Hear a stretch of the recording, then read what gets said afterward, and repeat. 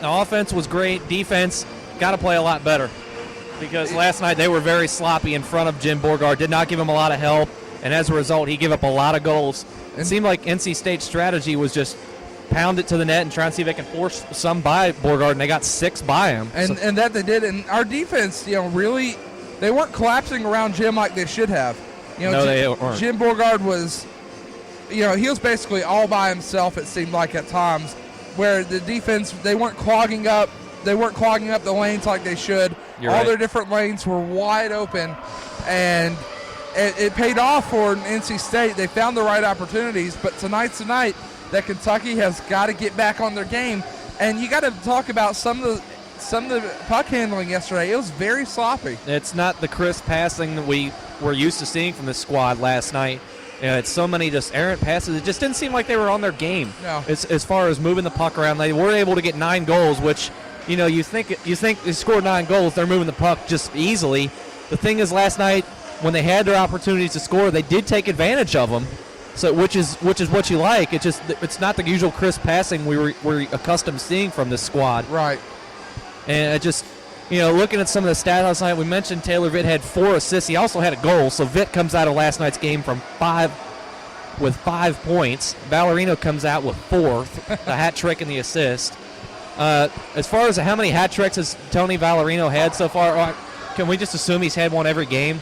We'll look that up and get and have it for you. Hopefully by the first intermission. I want to say there was a game against Cincinnati. I think the game against Cincinnati or maybe Eastern, he didn't have a hat trick. We'll look it up during the first intermission. Hopefully have that for you before the second period starts. But he still leads the nation in scoring, which is, like we mentioned last night, there are over 200 Division II clubs in the ACHA, and he's outscoring everybody. Yes. Which is incredible. This whole team their offense has just been ridiculous to this point. 89 goals in 9 games. Absolutely ridiculous. Just under 10 games, excuse me. 10 games. Yeah, I'm all mixed We're up. averaging just under 9 goals a game, which is absolutely insane. That's unheard of. I mean, this is about as prolific of offense as you could have at any level of hockey. You're absolutely correct. It's incredible what they've done. And a question coming up in the chat. In the waiver crowd, we still got some room out here. So for those of you listening in and you want to come out to the game, you still got 10 minutes to get out of here before the puck drops. And there's still some seats available. There so are come seats on out. in the bleachers. Not quite the same crowd we had last night. Last night's crowd filled in rather early. See some people down in the lobby still filing in, but there are seats in the bleachers still available. And, of course, down in front, down below where we are, behind one of the goals. And we got a question about Dusty Rhodes. Why is Dusty here? Is Dusty here? Dusty. Dusty's back. Dusty, what's up? I got to give a special shout-out, baby.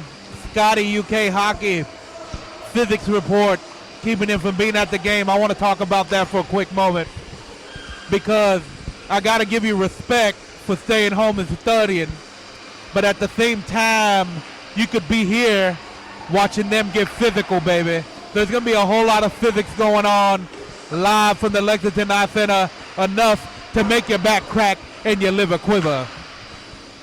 So there you go. He'll be dropping in periodically throughout the night. Amazing we were able to get him for both games this weekend. I don't I'm know impressed. how we were able to manage that. No, we got some connections, I tell you what. Scotty, UK Hockey, you just got called out by Dusty, man. I think he's giving him props. Yeah, That was Dusty Rhodes giving telling him Scotty to come out here too. Scotty UK Hockey, you just got props from the American Dream, Dusty Rhodes. You got props, and he wants you to come out at the same time too. That's kind of an issue. Exactly. So you're going to be listening and doing a physics report. Ooh. Best of luck trying to balance that. At least there's no video. A question on UK Hockey Rocks asking, will Valerino start tonight? Not really sure. It was very surprising to see none of the usual 5 starters getting the start last night. Right. So it would be interesting to see if they get him out there early, because last night they got off to a rather slow start. Finally getting through in the board with just 2 goals in the first period. Holmes and Ampleford got those goals. And Alex Holmes getting his 2nd goal of the year. And Alex is, he's really wanting to prove that he can be an essential part to this team. And his technique, his deal is that he wants to jam the net. He wants to crash the net, and it pays off for him. That's how he's gotten both of his goals this year. That's just what you got to do. If you find yourself getting in front of the net very often. Look out! Very often. The puck just went almost up near our way again, just like last night. Good things are going to happen if you get in front of the net. A good example that I like to compare to the NHL of my Detroit Red Wings is Tomas Holmstrom. You get in front of the net and good things are going to happen. Uh-oh. Scotty, I got something for you to study. Try getting hit in the face by a hockey puck, baby. You're missing all the physics tonight, baby. That one made my knees freeze. See, Scotty, he's watching you. God. But you have a situation with Holmes, like I said, with Tomas Holmstrom of the Detroit Red Wings. You get in front of the net, and you're going to get a lot of tips and deflections and putback opportunities, and that's how he's gotten both of his goals this year. And I'll tell you this, Kentucky's really working on the situation where they can get a deflection right in front of the net. You're seeing a lot of guys getting set up in the slot, able to get that stick into position. And almost last night, we almost saw it pay off, but nevertheless, Kentucky is they're really starting to come together, and that's kind of a hard thing to say because it seems like they've been together all along. You're right. They do have some things to work on, though, coming from last night. They played very much like a unit all season long, with the exception of last night. They just seemed a little off at every step last night. I mean, like I said before, 9 goals, you would think, that's crazy that they're off a step, but they weren't their usual team, especially, they allowed 6 goals. Yeah. I mean, outside of Davenport, that's the highest they've allowed all year. Yeah, and you're right. And, the next closest one had to be Robert Morris, getting 4 goals off the Cavs. The Missouri Gold got 5. No, did they? Yes. We beat Missouri Gold 8-5 at the showcase last week. Oh, okay. I thought they only got 3 for some reason. One thing I'm curious to see if this Kentucky team is if they come out strong. It seemed like last night they were always fighting to catch up to the energy that the NC State Wolfpack put out. NC State was skating very hard and very tough the entire game, and very crisp skating, I might add. So it'll be interesting to see how quickly Kentucky starts tonight and try and get an early advantage. And Coach Doherty had to touch on that in his pregame meeting tonight. You know that he wasn't very happy with how his team performed. Sure, they got the W, but they got to be progressing each game this year.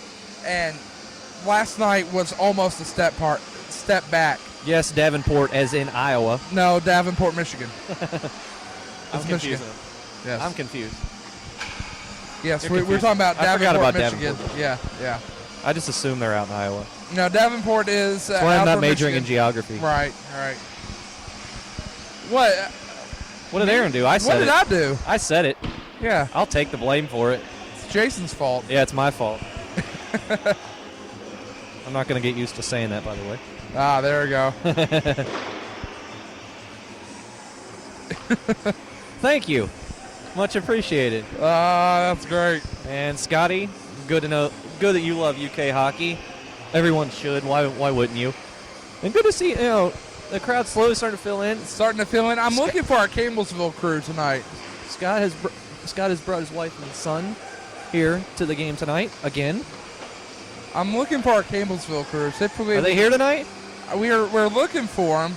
It has been Saturday in the games they've popped up. Doug did say that he was bringing the crew down last night, so I am now looking for him. I'm sure he'll drop by at some point if he's not here yet. Oh, yes. He'll make his appearance up here. We see you, Brandon. Oh, Brandon Murray. That's who that is. Okay. We see you. Yeah, Brandon, I haven't seen you in a while, buddy. He was here like a couple weeks ago. Yeah, I know. That's a while to me. My life goes very, very quick. I'm way too busy. What do we got? 2:10 left on the board before the official announcement of the starting lineups. Right now, we're just kind of killing time until it's the pregame show. This is what we do. This is what we do. I said not the same. No tuxedo people tonight, which is I'm always bummed when we don't have the tuxedo crew.